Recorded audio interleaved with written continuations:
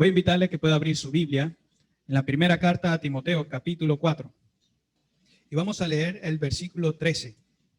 Primera de Timoteo, capítulo 4, versículo 13. Vamos a continuar con nuestra serie de sermones titulado El buen siervo de Cristo. Entre tanto que voy, ocúpate en la lectura, la exhortación y la enseñanza. Este es el texto que vamos a estar meditando únicamente. Y como introducción quisiera mencionar que la historia da evidencias de lo mal que le ha ido al hombre al tratar de resolver el problema del pecado.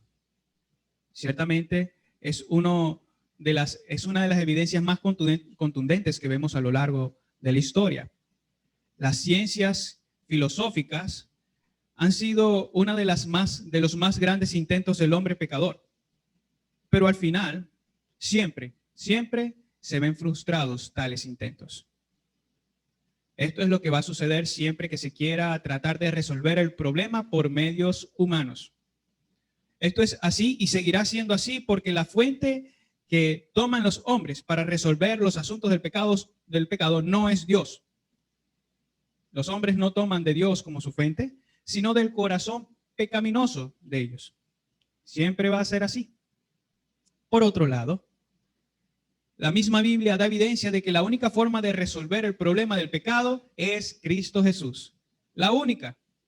De manera que encontramos en la Biblia la fuente de todo bien. Se trata de aquel a quien la Biblia apunta. En la iglesia debe seguir siendo así. Pues aunque nuestro problema más grande ya fue resuelto, hablando del problema del pecado, ciertamente aún estamos batallando contra el pecado que hay en nosotros a causa de nuestra carne. Hay una constante lucha y yo creo que si usted ha creído y gustado de la benignidad del Señor, puede confirmar esta verdad en su propia vida. Hay una lucha constante entre lo que es el deseo del Espíritu y los deseos de la carne. Obviamente debemos apuntar a honrar al Señor al obedecer el deseo del Espíritu. La Biblia entonces sigue siendo la misma fuente a la que debemos ir de verdad, si de verdad queremos atender al pecado que hay en medio nuestro, que hay en nuestra propia vida o en la iglesia, en especial si se trata de una falsa doctrina, como sucedió en el caso de Timoteo cuando estaba en Éfeso pastoreando. Entonces, de que la Biblia siempre debe ser la fuente para resolver cualquier problema de pecado que haya, no solamente en nuestra vida particular, sino también en la iglesia. Entonces pidamos a Dios que nos ayude a apelar siempre a su palabra, a ir siempre a las escrituras, que nos guarde de un corazón orgulloso que trate de resolver nuestro problema del pecado por medio de medios humanos. Dios nos guarde de eso. ¿Por qué? Porque siempre que intentemos resolver los problemas del pecado a través de soluciones humanas, va a pasar lo mismo. Van a ser frustrados y Dios no va a ser glorificado. Por eso tengamos cuidado. Pidámosle al Señor que nos ayude a tener cuidado de las cosas que realmente Él quiere que atendamos. Entonces, hoy vamos a estar hablando acerca de este encargo que el Señor le ha dejado a sus siervos. En este caso, hemos dicho principalmente a los pastores, pero también a todos nosotros que hemos creído en el Señor.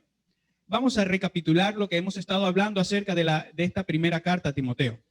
Hemos visto a lo largo de esta carta que Pablo dejó a Timoteo en Éfeso con el propósito de corregir ciertas deficiencias que se estaban dando en esta iglesia local de Éfeso. Eso usted lo puede confirmar en el versículo 3 del capítulo 1.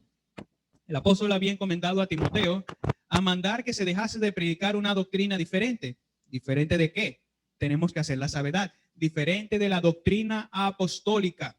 Recordará que en Efesios capítulo 2, versículo 20, el apóstol Pablo habla acerca del fundamento que debe tener la iglesia, principalmente la piedra del ángulo que es Cristo Jesús. Y tenemos también aquellos a quienes Jesús ha encomendado para poder echar ese fundamento. ¿Quiénes son? Los profetas y los apóstoles.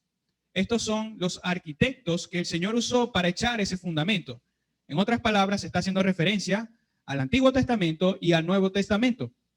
Lo que el Señor inspiró o dio para que la iglesia tuviera un fundamento sólido y firme por todos los siglos hasta que Cristo venga.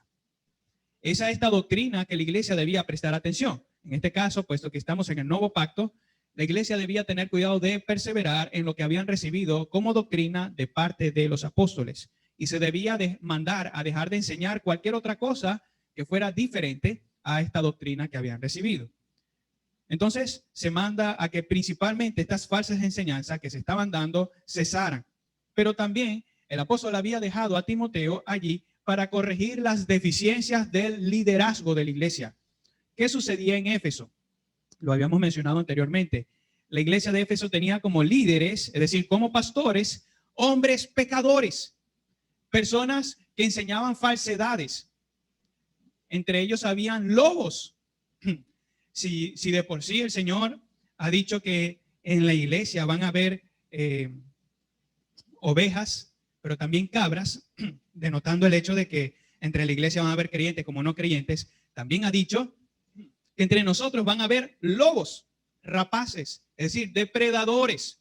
Y lamentablemente estas personas, en este caso del contexto de Timoteo, llegaron a la posición de líderes de la iglesia. Y cuán terrorífico es tener como líder a un hombre que no busca la gloria de Dios, sino la propia gloria del hombre. De querer usar el evangelio como pretexto para poder beneficiarse de ello, bien sea económica o de cualquier otra forma. La escritura advierte contra la presencia de lobos en medio del rebaño. Y esto es lo que Pablo manda a Timoteo a tratar, a corregir. El liderazgo de la iglesia, en el liderazgo de la iglesia no debe haber este tipo de hombres.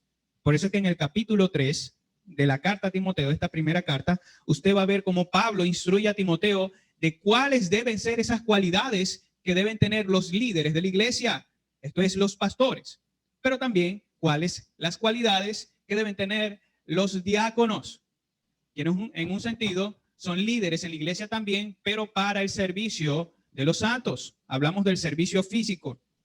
Entonces, inclusive esa posición o ese oficio debe estar, en ese oficio deben haber hermanos o hermanas que cumplan con las cualidades requeridas de parte de Dios. Porque se supone que ellos también deben ser de ejemplo a los creyentes de fe. Entonces, se debía tener cuidado con eso y corregir a la iglesia. Una vez que el apóstol entonces menciona a Timoteo estas características de los falsos que encontramos en el capítulo 4, en los primeros versículos, él pasa a mencionar aquellas cosas por las cuales debe ser conocido un buen siervo de Cristo. Y es lo que hemos estado mencionando a lo largo de todos estos domingos. Aquello de lo que debe ser conocido un buen siervo de Cristo, pero aquello que también busca el buen siervo de Cristo. Entonces es claro que se está dando un contraste en el capítulo 4. En los primeros versículos se advierte, estos son los falsos, estas son las falsas enseñanzas. Pero desde el versículo 13 en adelante ya se empieza a decir, esto es lo correcto, así deben ser los líderes, así deben ser los siervos del Señor. Así debe hacerse las cosas en la iglesia. Entonces, era claro, obvio, que Timoteo recibiría oposición.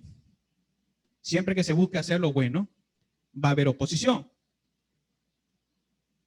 Entre otras cosas, por su juventud, y era lo que hablábamos la semana pasada. Pablo exhortaba a Timoteo a que no diera razón para que los hermanos pensasen que él no estaba capacitado para cumplir con el oficio del pastor. ¿Cómo? A través de todas esas características que él menciona allí, que encontramos en el versículo 12 de 1 Timoteo 4.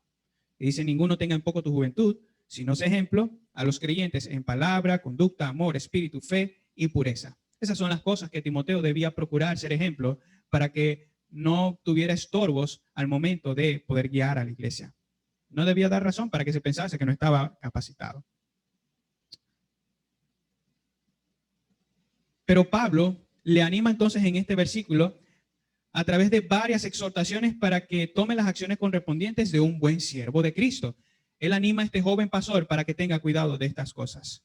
Y como un padre fiel, como un padre amoroso, notemos cómo el apóstol escribe a Timoteo para hacerle saber no solamente cómo debía conducirse en la casa de Dios. Noten el cuidado que deben tener los padres para con sus hijos, ¿verdad? Cuando salen del hogar, los padres le dicen a sus hijos, te vas a portar bien. Cuidado y haces esto. Si haces esto, nos vemos en la casa, entre otras cosas. Bueno, Pablo, como un padre amoroso, un padre en la fe para Timoteo, le instruye de qué forma debe conducirse en la casa de Dios. Y eso es lo que encontramos en el capítulo 3. Pero también le instruye acerca de qué cosas debía ocuparse entre tanto que regresaba. Y son estas cosas que hemos leído hoy, aquello en lo que se debe ocupar. Y es importante que nosotros prestemos atención al significado de esas palabras para tener una mejor comprensión de lo que Pablo está tratando de comunicar a Timoteo, es decir, de aquello en lo que se debe ocupar. Esa palabra, ocupación, ese término que tenemos allí, tiene la intención de comunicar el hecho de que se debe dar atención, de que se debe tener cuidado. Yo creo que una mejor forma de ver el cuidado que se debía tener es el mismo cuidado que deben tener los doctores, por ejemplo, en una unidad de cuidados intensivos, en una UCI. De la misma manera y con mayor importancia, Timoteo debía ocuparse de estas cosas para que realmente pudiera servir como un buen siervo de Cristo. Entonces, lejos de poner o dar atención a otros asuntos hasta de tercer orden o asuntos sin importancia, el apóstol llama a Timoteo a tener cuidado de estas tres cosas: la lectura, la exhortación y la enseñanza. Vamos a ver por separado cada una de estas cosas y a ver cómo esto se aplica a nosotros en nuestro día. Por tanto, comencemos con esta ocupación de la lectura. La ocupación de la lectura. Esto se refiere a la lectura pública de las Escrituras. En algunas versiones usted va a notar que se añade ahí las Escrituras. Es importante recalcar esa verdad. No se trata de la lectura de cualquier libro. Es decir, de como si nosotros pudiésemos leer aquí en el púlpito otro libro que no fuese la Biblia. Se hace necesario entonces recalcar esa necesidad. Se trata de leer públicamente las Escrituras, la palabra de Dios, la Santa Biblia, esos 66 libros que fueron inspirados por Dios y que solamente y exclusivamente tienen la capacidad de transformar la vida de hombres y mujeres pecadores. Solamente la Biblia es lo que debe ser leído públicamente cuando la iglesia está reunida. Ahora, por lectura bíblica, nosotros debemos entender, nosotros debemos entender que se refiere a la lectura que se hace de la Biblia cuando esta iglesia está rindiendo culto al Señor. Es cuando abrimos la Biblia, como acabamos de hacer en el servicio o como acabamos de hacer hace unos minutos atrás, entre canto y canto siempre nos dedicamos a leer las Escrituras. Eso es algo que nosotros debemos hacer y en lo que debemos ocuparnos. Y aquello que Pablo llama a Timoteo a hacer, a ocuparse de la lectura pública de la Biblia cuando rinde culto al Señor. A este acto reverente no debería quitarse la importancia. A este acto que forma parte del culto del Señor no debería considerarse como obsoleto u aburrido en nuestro tiempo. ¿Por qué? Hermanos, cuidado con los que piensan que esto es así. ¿Por qué? Porque la Biblia es la palabra de Dios. La Biblia es la Santa Escritura, la ley de Dios. Por tanto, tengamos cuidado. Siempre debe ser así. Antes bien, es uno de los medios de gracia que Dios ha dejado para el crecimiento y fortalecimiento de los creyentes. Por eso es que hemos de leer la Biblia públicamente, para que los hermanos crezcan. Por tanto, los creyentes deben disponer sus corazones a prestar atención a este mandato. Hermanos, no se trata de solamente leer la Biblia ya. Cualquiera puede hacer eso, ¿verdad? Hasta un no creyente puede hacerlo. Usted habrá conocido a lo mejor de ateos que sencillamente agarran la Biblia y la leen. Nuevamente, cualquiera puede hacer eso. Pero ¿a qué debemos atender? Bueno, sencillamente a que no solamente se debe leer, sino también reflexionar. La lectura que hicimos en el capítulo 103 de Salmos debía llevarnos a reflexionar acerca de la obra de Dios en nuestras vidas. Note que el salmista se habla a sí mismo. ¿Se dio cuenta? Él dice, alma mía, está dirigiendo palabras a él mismo y le dice, no te olvides ninguno de los beneficios que el Señor te ha dado. Recuerda lo que el Señor ha hecho por ti. Es lo que se le está mandando a hacer. Y algo en lo que nosotros también debemos atender. Cuando leemos públicamente las Escrituras, usted debe tener ciertamente atención de ellas y procurando que eso esté en su corazón obrando para crecimiento. Colocando entonces toda su atención en ello para reflexionar. Entonces, se trata de una lectura que va acompañada de una explicación para la reflexión y la autoevaluación. Es por eso que en este tiempo podemos preguntar, querido hermano, cuando usted estaba leyendo el Salmo 103, ¿no estaba reflexionando acerca de qué cosas ha dejado pasar de largo sin meditar que el Señor ha sido bueno en esa ocasión de su vida? ¿Acaso el Señor no ha manifestado sus misericordias a usted? Son esas cosas por las cuales usted debe agradecer al Señor. y bendecirle. Por tanto, no se trata de una sola lectura y ya. Se trata de que por ella seamos motivados a pensar en la misericordia de Dios, pero también abandonar el pecado y honrarle. Es a esto a lo que el pueblo de Dios debe dedicarse. Y fíjense la importancia de la lectura de la palabra de Dios. Es tan importante que fue a causa de las lecturas públicas de la Escritura que se produjeron las reformas más importantes del pueblo de Dios. ¿Sabía usted eso? Fue a causa de la lectura y exposición de la palabra de Dios que se dieron las más importantes reformas en el pueblo de Dios. Déjeme darle un ejemplo.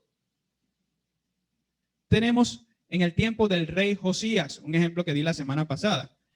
Cuando Josías estaba reinando, la nación israelita había abandonado el pacto de Dios. Ellos se habían ido tras ídolos, pero cuando la ley o cuando el libro de la ley fue hallado durante la reparación del templo que se estaba haciendo y se había leído al rey Josías, ¿qué fue lo que sucedió? Él rasgó sus vestiduras y se humilló ante el Señor porque sabía que la nación estaba bajo la ira de Dios. Posteriormente, ¿qué sucede? Bueno, sencillamente se viene a leer este libro de la ley a todo el pueblo. Y para no dejar algunos detalles fuera, cuando este libro de la ley es leído a Josías y después de rasgar sus vestiduras, Josías manda a que vayan al templo y pregunten al Señor por lo que deben hacer. Ahí el Señor da instrucciones y bendice a Josías. En el siguiente capítulo se ve cómo nuevamente el pueblo es reunido y al momento de leer la palabra de Dios, la santa ley de Dios, las personas empiezan a abandonar sus ídolos. Empiezan a romper los altares que habían dedicado a Baal y a otros ídolos que ellos habían estado adorando. También fueron a los lugares altos para derrumbar todos esos altares que tenían allí. Pero también del templo habían sacado los instrumentos que se estaban utilizando para la adoración a otros dioses. Fíjense lo mal que estaba esta nación, que el templo, no nos estamos refiriendo a lo que hoy en día se entiende por templo, sino a lo que en aquel tiempo se tenía. Para la nación israelita el templo era un lugar sagrado porque la presencia de Dios estaba allí. Y para que entendamos la diferencia, hay una diferencia entre el templo del antiguo pacto y el templo de hoy. Supóngase que nosotros nos mudamos de local. La presencia de Dios no se va a quedar aquí, se va a donde está la iglesia, porque la iglesia es el templo de Dios. ¿Entiende eso? La iglesia es el templo del Dios viviente. En el antiguo pacto, más bien la presencia de Dios estaba en el templo, en ese lugar que se había dedicado para el Señor. Obviamente, eso no iba a contener a Dios, porque Dios, recuerde que es trascendental, no tiene límites. El punto que se quiere demostrar aquí es que la presencia de Dios estaba allí en medio del pueblo, ubicada en el templo. ¿Y qué habían introducido al templo? Hermanos, el templo que había sido dedicado a la adoración del Señor se había prestado también para la adoración de otros dioses. ¿Cómo no iba a estar el Señor airado si habían profanado este lugar tan santo? Fue a causa de eso entonces que después de la lectura de la ley del Señor, de este libro de la ley, que ellos empiezan a acabar con todo y a comprometerse con el Señor. Vamos a obedecer al Señor. No fue lo único. Recuerde que cuando el pueblo israelita regresa del cautiverio babilónico, en tiempos de Esdras y Nehemías, ¿qué sucedió? En Nehemías 8 nosotros vemos que nuevamente la nación es reunida y se vuelve a leer la palabra de Dios. ¿Qué entendemos nosotros de esto? Sencillamente que estos siervos de Dios se habían dedicado a públicamente leer las escrituras y darle sentido, explicarlo para que el pueblo lo entendiera. ¿Qué sucedió más adelante? Bueno, el pueblo entendió que no podía tener una relación a manera de familia con personas que fueran de otras naciones. Fue después de la lectura de la palabra de Dios que ellos se separan para entonces ser una nación dedicada al Señor. Se separan de estas personas que pertenecían a otras naciones y la despachan para dedicarse al servicio único de Dios, porque era lo que Dios había mandado. ¿Acaso no había dicho Dios en la ley que los hombres no debían tomar mujeres de otras naciones y que tampoco debían dar sus hijas a hombres de otras naciones? El Señor se los había dicho, pero ellos habían quebrantado este mandato del Señor. De manera que cuando este libro de la ley es leído, el pueblo entiende su pecado y se apartan de estas personas para dedicarse realmente al Dios vivo. Eso fue una reforma. Igualmente de lo que sucedió en el tiempo del rey Josías, se volvieron al Señor. Y fue además lo que sucedió también en el tiempo de la Reforma Protestante, en la historia de la iglesia. A causa de la lectura de la Biblia, se produjeron las reformas más importantes del pueblo de Dios. Entonces, esto tenía suma importancia. la lectura de la palabra de Dios, la lectura pública, tenía suma importancia, pero también era necesario en el tiempo y en el contexto de este pastor Timoteo. Pues dentro de la iglesia de Éfeso se había infiltrado las enseñanzas del judaísmo, pero también del gnosticismo y del ascetismo. Son cosas que ya hemos hablado previamente. Y la forma sana y práctica de empezar a batallar contra esas falsas doctrinas, ¿cuál era? Lo que estamos mencionando, empieza por la lectura de la palabra. ¿Quiere usted ver cómo las personas empiezan a apartarse del pecado? Lea la Biblia. No ande por allí, bueno, ve esta película, ve esto, ve aquello, escucha el testimonio. No, lee la Biblia. Solamente la Biblia tiene el poder de transformar corazones pecadores. Y si se trata de resolver estos problemas doctrinales, se debe iniciar por leer la Biblia. Oh, querido hermano, y no leer solamente. Recuerde la actitud que tenían estos hombres de Dios en el tiempo de Nehemías. Ellos estaban atentos. Recuerde también a los de Berea. ¿Qué hicieron ellos cuando escucharon a Pablo? Confirmaban, estaban atentos para ver si todo lo que se estaba diciendo era conforme a la palabra de Dios. De manera que esto es importante. Es importante la lectura pública de las Escrituras. Entonces, nuevamente, la forma sana y práctica de empezar a batallar contra las falsas doctrinas era leyendo públicamente las Escrituras. Y el resultado de leer la Escritura públicamente sería un abandono del pecado y una nueva vida. Los resultados de esta instrucción se evidenciaron, ¿sabe cuándo? Cuando Cristo Jesús dirigió su carta a la iglesia de Éfeso en Apocalipsis. ¿Qué dijo el Señor de la iglesia de Éfeso? La alabó. Le dijo que ellos se habían esforzado por ver quiénes eran falsos, que se habían esforzado por saber cuáles eran esas falsas enseñanzas y se habían dedicado al Señor como realmente debía ser. Eso es lo que sucede cuando la Biblia es leída, hermanos, y nosotros debemos perseverar en ello. Entonces, la lectura pública de las Escrituras debe ser una lectura formal que debería formar parte del servicio que nosotros rendimos al Señor. Durante los servicios que nosotros celebramos, debe leerse la Escritura públicamente. Abrir la palabra y leerlo a oídos de todos. Pero el deber de quien lee es ese. Pero también, ¿cuál es el deber de los que escuchan? Estar atentos a todo lo que se lee de la palabra de Dios. Y una vez que se lee, los creyentes deben reflexionar de sus vidas para no solamente adorar a Dios, sino también, si es necesario o si es el caso, abandonar el pecado para vivir como Dios manda. Esto es una herramienta útil y necesaria para iniciar un proceso de corrección doctrinal en caso de ser requerida. Cuando se necesita mostrar a la iglesia qué es lo que debemos creer doctrinalmente, ¿por dónde vamos a empezar? Por la Biblia, por la palabra de Dios.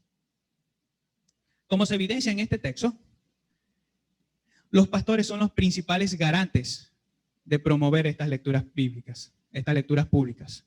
Pero también es algo que los directores deben atender en sus servicios al Señor, al momento de rendir culto aquí o de presidir. Es algo que se debe tener. Eso nos lleva entonces a lo segundo. ¿En qué se debía ocupar Timoteo en segundo lugar? En la exhortación. La exhortación. Esta palabra me llama mucho la atención y espero que a usted también. La palabra exhortación en este contexto es interesante porque tiene un mismo fundamento o tiene algo en común con otra palabra que nosotros conocemos muy bien, o en el caso de algunos. La palabra que se utiliza para exhortación en el idioma original tiene la misma base que se utiliza para hablar acerca del Espíritu Santo. Cuando nosotros leemos uno de los nombres del Espíritu Santo, se nos dice en la Biblia que él es el Paracleto. ¿Sabe qué significa eso? Consolador. Paracleto es consolador. Si usted en algún momento lee en su Biblia, Paracleto, inmediatamente piense en esto, consolador. Bueno, esa palabra, Paracleto, es la misma palabra base para este término exhortación, que es paraclesis. Y ya eso de por sí nos da una idea de a qué está apuntando el apóstol Pablo cuando instruye a Timoteo que debe exhortar a los creyentes. Hay por lo menos dos cosas que debemos notar de esta palabra. La primera es que comunica la idea del consuelo. Cuando alguien va a exhortar, primeramente debe apuntar a consolar al hermano o a la hermana. ¿Consolar en qué? Es allí donde debemos tener mucho cuidado. El consuelo al que la Biblia se refiere no es el que comúnmente suele interpretarse en nuestro contexto actual. Por ejemplo, cuando usted va a consolar a alguien, no se refiere a dar palabras bonitas para ayudar a esta persona a reponerse de su tristeza. No. ¿A qué debemos apuntar cuando escuchamos esta palabra consuelo? Se refiere a la acción por medio de la cual el Espíritu Santo fortalece a los creyentes para enfrentar las realidades del pecado contra las cuales se enfrentan. Por ejemplo, la persecución. En la persecución, los creyentes son consolados por la obra del Espíritu Santo. ¿A través de qué? Alguien dirá. La palabra. ¿Quién inspiró las Escrituras? El Espíritu Santo. Fue el Espíritu Santo quien fue guiando a estos siervos de Dios para escribir todo lo que hoy nosotros tenemos como palabra de Dios. De manera que es el Espíritu Santo quien habla a nuestras vidas a través de las Escrituras. ¿Para qué? Para que seamos fortalecidos y sepamos cómo batallar contra las consecuencias del pecado. En este caso, no de un pecado que pertenece a nosotros, sino del pecado de otras personas por las cuales arremeten contra el pueblo de Dios. El pueblo de Dios es consolado cuando en esos momentos se lee la Escritura.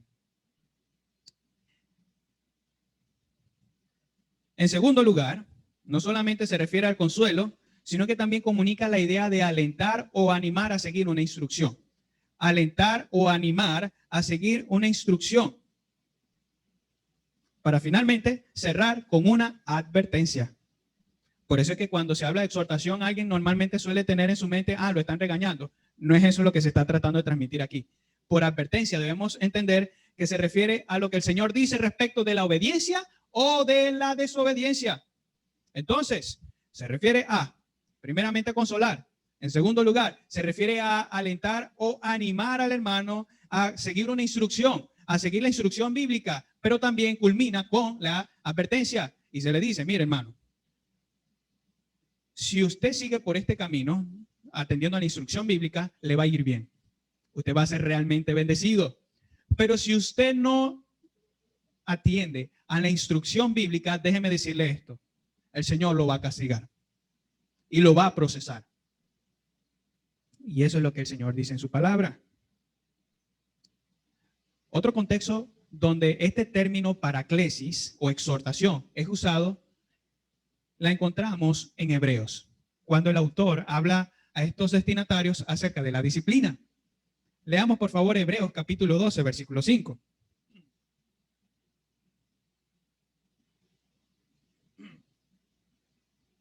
Hebreos 12, 5. Y habéis ya olvidado que la exhortación, que como a hijos se os dirige diciendo, hijo mío, no menosprecies la disciplina del Señor, ni desmayes cuando eres reprendido por él. Los hebreos que habían creído en el Señor Jesús estaban siendo perseguidos. Y ese es el contexto de este libro, o de esta carta, mejor dicho. Estaban siendo perseguidos, pero ¿qué hace el escritor a los hebreos? Bueno, sencillamente les anima a seguir la instrucción de permanecer en la fe en Cristo Jesús.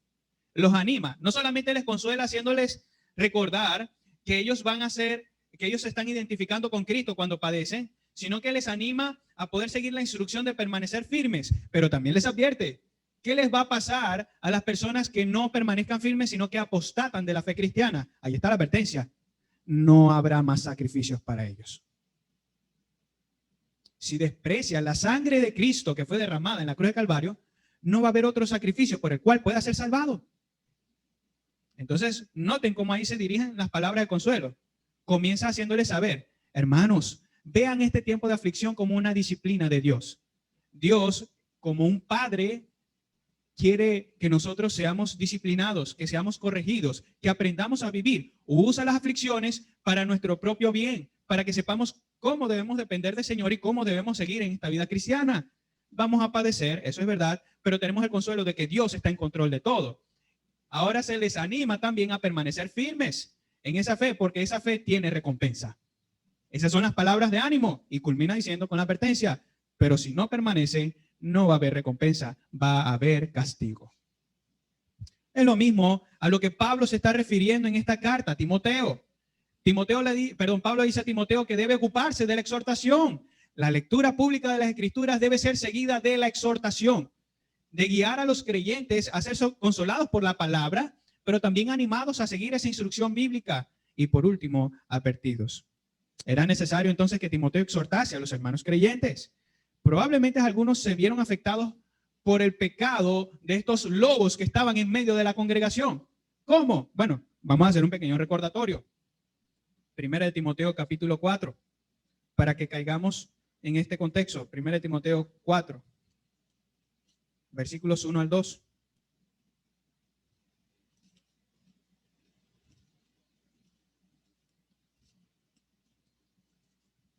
Dice allí el apóstol, pero el Espíritu dice claramente que en los postreros tiempos algunos apostatarán de la fe, escuchando a espíritus engañadores y a doctrinas de demonios, por la hipocresía de mentirosos que teniendo cauterizada la conciencia, prohibirán casarse y mandarán abstenerse de alimentos que Dios creó, para que con acción de gracias participasen de ellos los creyentes y los que han conocido la verdad.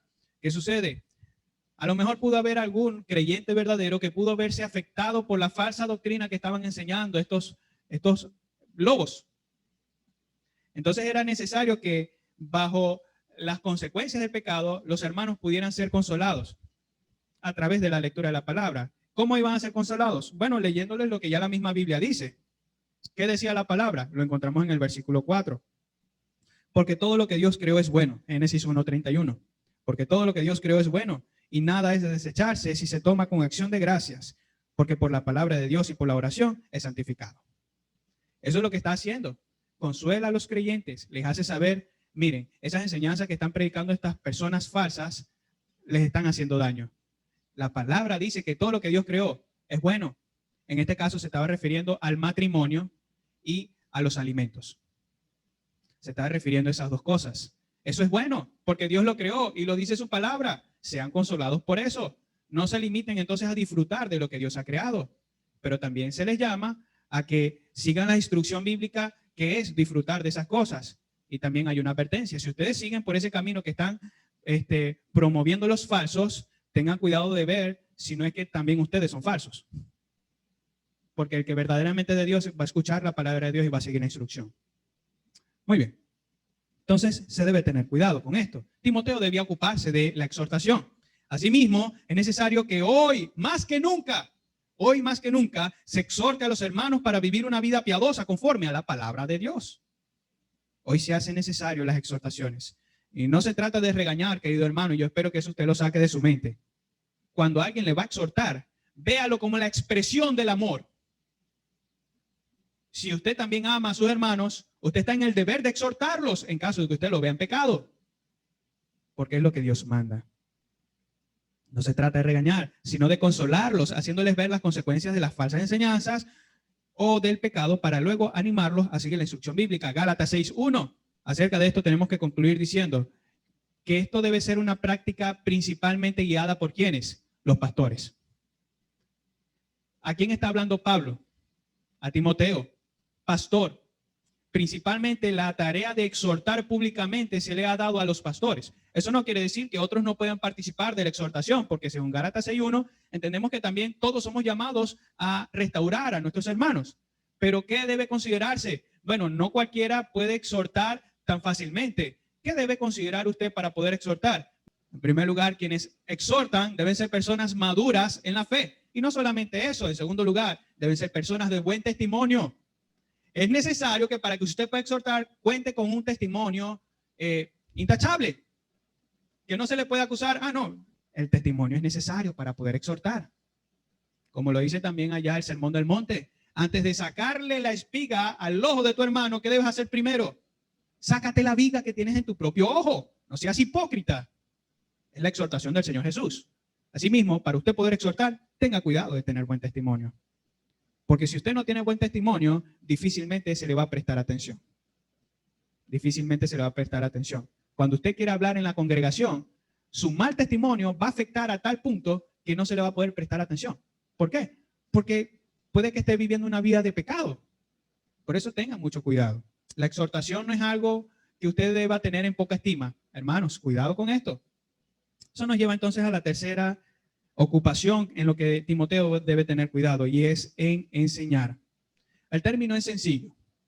La enseñanza en este caso apunta a la explicación pública de la Escritura. Explicación de la Escritura. Y comprende no solamente la exposición sistemática de la Biblia, es decir, ¿a qué nos referimos con sistemática? Cuando usted escucha esa palabra o que yo la menciono, piense de una vez. Sistemático significa ordenado, un orden, que hay un orden. Entonces, quienes enseñan son personas que explican públicamente las Escrituras y lo hacen a través de una exposición ordenada, un orden lógico. Hermanos, ¿se ha dado cuenta que desde hace varios años hemos estado predicando no versículos aislados, sino versículo tras versículo? De eso se trata, ser sistemáticos a la hora de predicar para no dejar pasar por largo o por alto, mejor dicho, algún texto bíblico.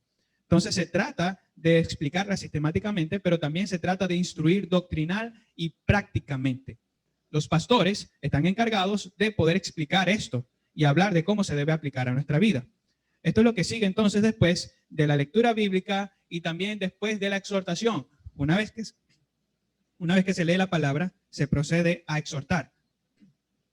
Y una vez que se exhorta, se procede a enseñar. Para ser un buen siervo de Cristo, Timoteo debía ocuparse de esto. Este es el corazón y el alma del ministerio de Timoteo, como también de cada pastor. ¿Cuál es el ministerio principal de los pastores? Predicar, leer la palabra, explicar la palabra y aplicar la palabra. Eso es lo que hacemos. Obviamente, además de guiar a la grey del Señor, de velar por sus vidas.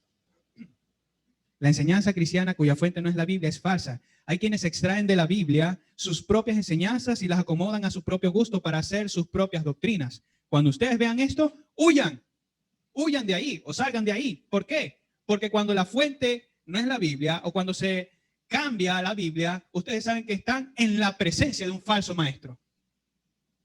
¿Qué deben hacer en ese caso? Bueno, sencillamente exhortar a los hermanos y decirles, tengan cuidado, porque eso no es lo que dice la Biblia. ¿Por qué podemos saber o cómo podemos saber si lo que alguien toma de la Biblia es correcto o no? Muy fácil, hermanos, la Biblia no se contradice. Cuando alguien intenta extraer de un texto bíblico una enseñanza que no está allí, usted muy fácilmente puede mostrarlo porque la Biblia tiene armonía de principio a fin. De manera que si hay alguna enseñanza que no tiene armonía con toda la Escritura, está en la presencia también de una falsa enseñanza. Y así de fácil usted lo reconoce. Le voy a dar un ejemplo fácil. Hoy en día se está predicando un evangelio de la prosperidad. ¿Y qué dice?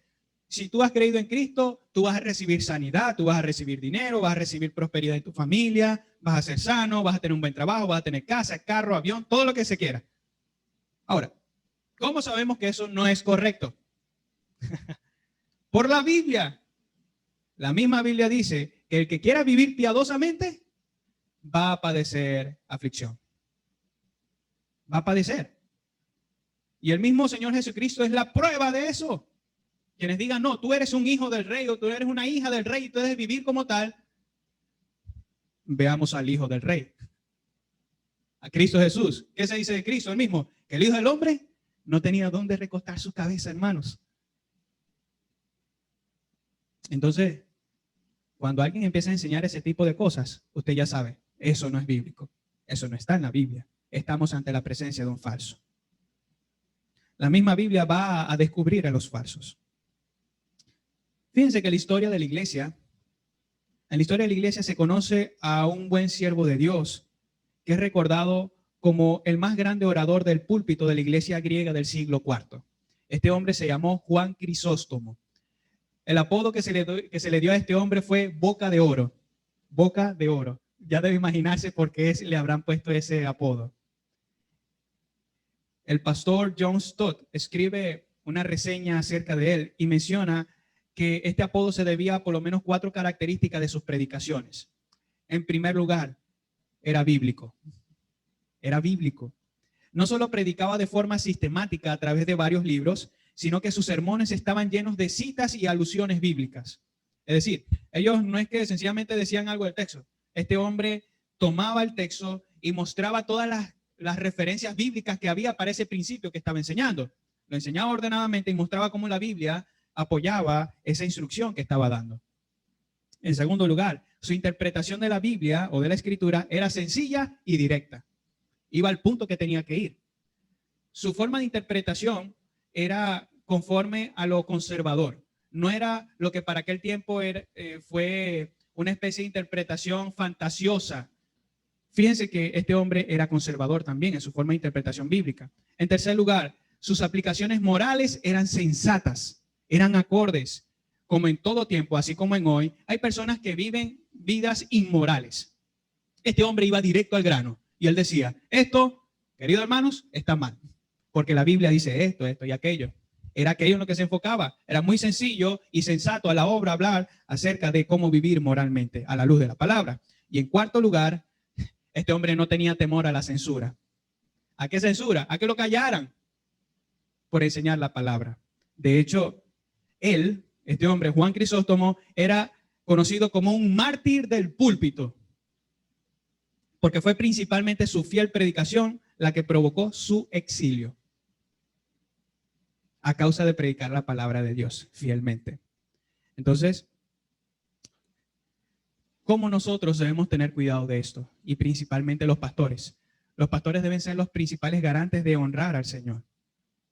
Estas deberían ser las características de los pastores y de cualquiera que esté frente a la iglesia y aquello por lo que debe ser conocido. Es a través de la enseñanza de la palabra que Timoteo podría reparar o preparar, mejor dicho, a la iglesia para defenderse de los falsos maestros y de las falsas doctrinas. Siendo así entonces, esta forma, la que también debemos aplicar en nuestro tiempo. ¿Queremos batallar contra el pecado? ¿Queremos ser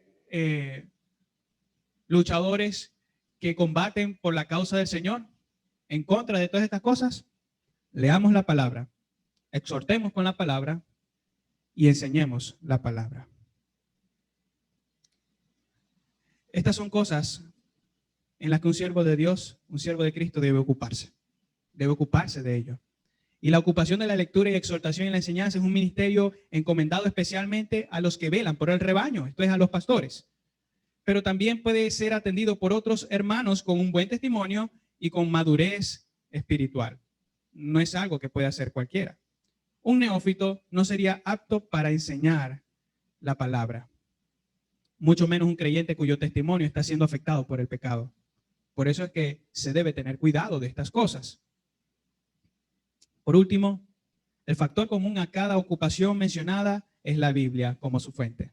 Comenzamos diciendo que la fuente para resolver el problema del pecado la encontramos en Cristo. Todo lo que la Biblia dice acerca de Cristo. Y concluimos diciendo que la forma para atender a cualquier problema del pecado en la iglesia debe tener como fuente la Biblia, la palabra de Dios. Si la Biblia no es la fuente para la lectura, la exhortación o la enseñanza bíblica, entonces es muy probable que el pecado continúe y que en esa iglesia hayan falsos maestros. Por eso tengamos cuidado. Tenga usted cuidado también de usted mismo. Hermanos, Dios nos guíe a poder prestar atención y realmente darle importancia a estos elementos de un ministerio pastoral. En Cristo,